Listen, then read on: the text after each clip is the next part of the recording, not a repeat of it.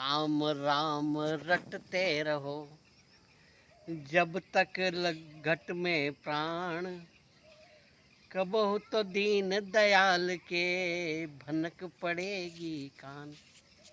राम नाम हम रटते रहे, पर कब भगवान के कान में भनक पड़ेगी। हम एक जन्म तक रटते रहें, 2 जन्म रटते रहें, जीवन भर रटते रहें, कितने समय रटेंगे, तब हमें भगवान मिलेंगे। हम भगवान को भजते तो है, पर उस पर भरोसा नहीं करते। यदि हमने उस पर भरोसा कर लिया तो हमें बहुत शीघ्र वो मिल जाएंगे। यदि हम भजन तो करते हैं और भरोसा नहीं करते हैं, तो फिर वे हमें जन्म जन्मांतर तक भी हम उसका भजन करते रहें तो हमें प्राप्त होने वाले नहीं हैं। एक महात्मा जी थे, उनका न तो कोई आश्रम था, न कोई निवास था। वे तीर्थाटन करते रहते थे। एक झोली मात्र उनके कंधे पर रहती थी और वह घूमते घूमते पदयात्रा करते हुए वृंदावन पहुँचे। वृंदावन में यमुना नदी के किनारे एक कदम का पेड़ था। उस कदम के पेड़ पर उन्होंने अपना झोला लटकाया और संध्या करने के उद्देश्य से स्नान करने के लिए यमुना जी में जा रहे थे। उधर से गांव की 2 ग्वालिनें, जो बिल्कुल निश्चल थी, छल कपट उनमें नहीं था, बहुत सरल हृदय था। न तो कभी वो मंदिर जाती थी, न कभी भजन करती थी, न कीर्तन करती थी, न कभी भगवान का नाम लेती थी। अपना व्यवसाय करती थी, दही मक्खन जा कर के ले जाती थी और मथुरा में बेच करके आती थी। परस्पर में छल रहित व्यवहार सबका था, सबसे प्रेम करती थी, सभी को अपने समान समझती थी और कभी भी किसी के साथ में धोखे का व्यवहार नहीं करती थी, कपट व्यवहार नहीं करती थी। वे जब दोनों उधर से आ रही थी तो उन्होंने देखा है कोई महात्मा जी नदी में स्नान करने जा रहे हैं। तो दोनों ने आपस में विचार किया कि अपन तो कभी मंदिर गई नहीं, कभी पूजा पाठ किया नहीं, कीर्तन भजन किया नहीं, भगवान को कभी देखा नहीं। सुना है कि भगवान सब महात्मा लोगों के पास में रहते हैं, तो हो सकता है कि इन महात्मा जी ने जो झोली लटकाई है इसके अंदर भगवान हो। तो वो दोनों गई और वो झोला उतारा, उसमें देखा तो कहीं भगवान नज़र नहीं आए। फिर एक ग्वालिन को एक पेटी दिखाई दी, वो पेटी भी बंद थी। तो उन्होंने देखा इस पेटी में, देखें इसमें क्या है। तो उसमें पेटी में देखा तो लड्डू गोपाल थे। अब लड्डू गोपाल तो दोनों हाथ पांव मुड़े रहते हैं और हाथ में उनके लड्डू रहता है और मुंह की तरफ जाता है।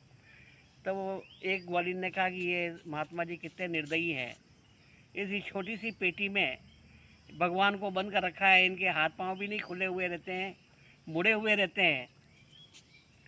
उन्होंने उस पेटी में से भगवान को निकाला, कहा भगवान हमने अब आपको बाहर निकाल दिया है, आपके हाथ पांव सीधे कर लो। तो वो तो पीतल की मूर्ति थी कि उसके हाथ पांव सीधे होते क्या।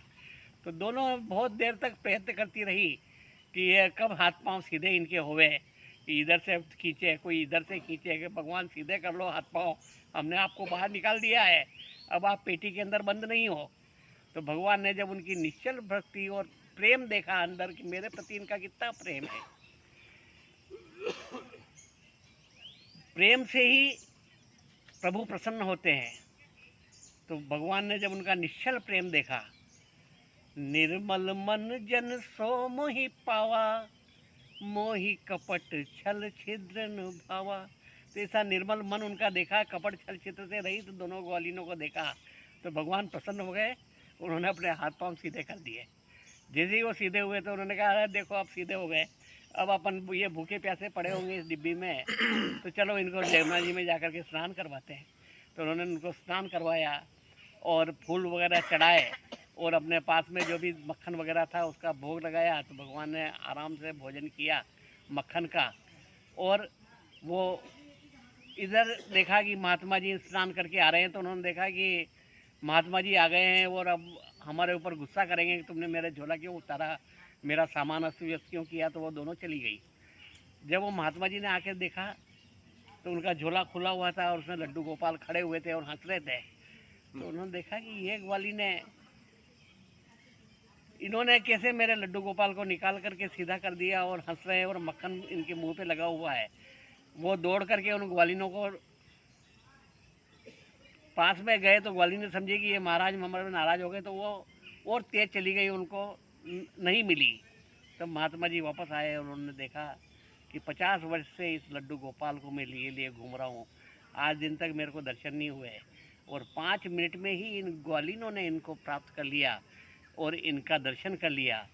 तो नवधा भक्ति जो भगवान ने शबरी को बताई, उसमें नवी भक्ति यही है कि नवम सरल सब विधि छल हीना, मम भरोस ही हर्षन दीना। आप सरल हो जाइए, छलहीन हो जाइए, तो आपको भगवान उसी समय प्राप्त हो जाएंगे जैसे उन 2 ग्वालिनों को प्राप्त हुए थे, और उन महात्मा जी को 50 वर्ष तक लेकर घूमते फिरे तो भी प्राप्त नहीं हुए। तो हम भजन भगवान का करें, पर उन भाव के साथ करें और उनके ऊपर पूरा भरोसा करें, तो हमें बहुत ही शीघ्र उनके दर्शन हो सकते हैं। और यदि हमने भाव रहित भक्ति की तो हम कितने भी दिनों तक, कितने ही जन्मों तक उनका भजन करें, हमें प्राप्त होने वाले नहीं।